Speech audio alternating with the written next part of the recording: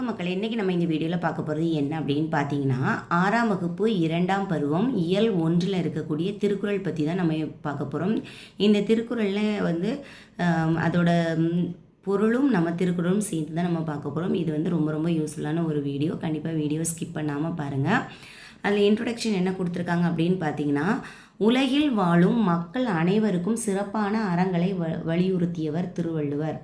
வீட்டிற்கு வந்த விருந்தினரை போற்றுதல், இனிய சொற்களை பேசுதல், பிறர் பொருளை விரும்பாமை, ஊக்கத்துடன் செயல்படுதல், பயனற்ற சொற்களை பேசாமல் இருத்தல் ஆகிய அறங்களை பற்றிய திருவள்ளுவரின் கருத்துக்களை அறிவோம். அதாவது இப்போ கொடுத்துருக்க திருக்குறளில் இந்த விருந்தோம்பல், அதுக்கப்புறமா இனிய சொற்களை பற்றி பேசுதல், விருந்தினரை போற்றுதல், இதை பற்றி தான் நம்ம வந்து இந்த திருக்குறளில் நம்ம பார்க்க போகிறோம். இதில் ஃபஸ்ட்டு பார்த்தீங்கன்னா டாபிக் வந்து விருந்தோம்பல்.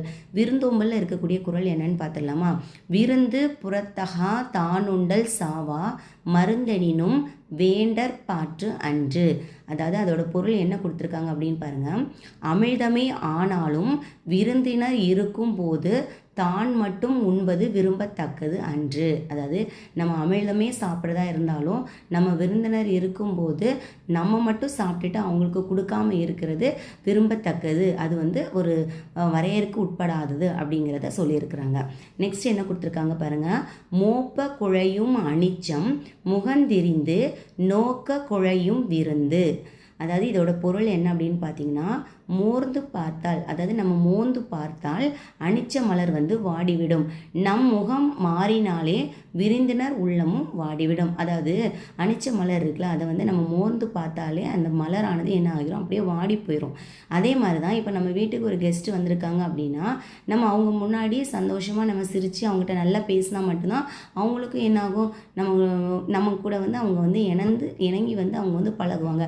நம்ம முகம் கொஞ்சம் வாடலை, இவங்க ஏண்டா வராங்க, ஏன் வந்தாங்க இப்போ, அந்த மாதிரி நம்மளுடைய முகம் வந்து மாறிடுச்சாலே விருந்தினரோட உள்ளமும் என்ன செய்யும், அப்படியே வாடிரும் அப்படின்னு சொல்லியிருக்கிறாங்க. அவங்களுடைய மனமானது ரொம்ப வாடிரும் அப்படிங்கிறது அதோட பொருள். கல்லாமை. அடுத்து நம்ம என்ன டாப்பிக்கில் பார்க்குறோம் அப்படின்னு பார்த்தீங்கன்னா, கல்லாமை.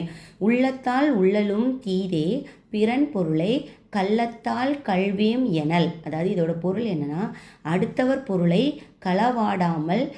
களவாடலாம் என உள்ளத்தால் நினைப்பது கூட தீமையானது அப்படின்னு சொல்லியிருக்காங்க. ஒருத்தரோட பொருளை நம்ம எடுக்கணும் அப்படின்னு நினைக்கிறது கூட ஒரு களவு தான் அப்படின்னு சொல்லியிருக்காங்க.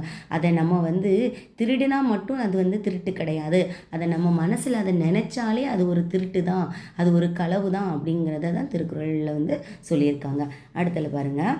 களவினால் ஆகிய ஆக்கம் அளவிறந்து ஆவது போல கெடும். அதாவது இதோட பொருள் என்னன்னா, களவு மூலம் சேர்க்கப்படும் செல்வம் வளர்வது போல தோன்றினாலும் முடிவில் அழிந்து விடும். இது வந்து உண்மைதான். அதாவது நம்ம களவு செய்து ஒரு பொருளை நம்ம எவ்வளோதான் சேமித்து வச்சா கூட அது வந்து முடிவில் பார்க்கும்போது அது வந்து நமக்கு என்ன ஆகும், அழிஞ்சு தான் போகும். அது வந்து இவ்வளோ கோடி கணக்கில் வந்து நம்ம சேமித்து வச்சா கூட நம்ம நேர்மையாக சம்பாதிக்கிறது எந்த பொருளுமே நம்ம கையில் என்ன செய்யாது, நிலைத்து நிற்காது அப்படிங்கிறது தான் இதில் சொல்லியிருக்காங்க. அடுத்து ஊக்கமுடைமை அப்படிங்கிற தலைப்பில் கொடுத்துருக்காங்க பாருங்கள்.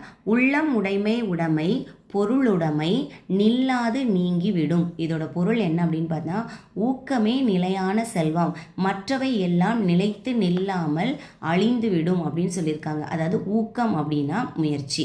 ஸோ அந்த ஊக்கம் அதிகமாக இருக்கிறது தான் நமக்கு வந்து ஒரு நிலையான செல்வம். நம்ம ஒரு சோம்பலாவோ ஒரு சோர்வாட்டம் நம்ம இருந்தோன்னா, எந்த ஒரு விஷயத்துலையுமே ஒரு நாட்டம் இல்லாமல் இருந்தனா அதுதான் நமக்கு என்னது மிகப்பெரிய தவறு அப்படின்னு சொல்லியிருக்காங்க. ஊக்கம் இருந்தால் மட்டுமே நம்ம வந்து என்ன செய்யலாம், நம்ம வந்து நிலைத்து நிற்கலாம், எதுவுமே அழிஞ்சு போகாது. ஊக்கம் மட்டுமே தான் நமக்கு என்னது நிலையான செல்வம் அப்படின்னு சொல்கிறாங்க. அடுத்தல என்ன கொடுத்துருக்காங்க அப்படின்னு பார்த்தீங்கன்னா, ஆக்கம் அதர்வினாய் செல்லும் அசைவு இலா ஊக்கம் உடையான் உழை.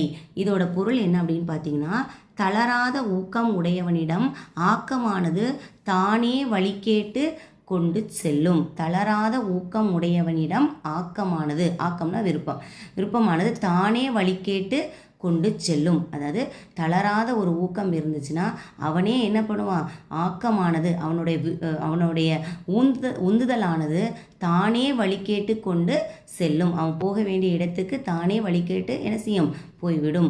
அந்த தளராத ஊக்கம் அவன்கிட்ட இருக்கணும். ஐயோ இவ்வளோ கேட்டு கேட்டு நான் ரொம்ப ஒரு டயர்டாயிட்டோமா, அந்த அந்த சோர்வானது இல்லாமல் அந்த ஊக்கத்தோடு இருந்தாங்கன்னா அவங்க வந்து எங்கே போகணும்னு நினைக்கிறாங்களோ அங்கே போய் என்ன செய்வாங்க, அந்த ஆக்கமானது தானே வழி கேட்டு கொண்டு செல்லும். அந்த அந்த ஊக்கம்தான் அவங்களுக்கு வந்து உயர்வு கொடுக்கும் அப்படிங்கிறத சொல்லியிருக்காங்க.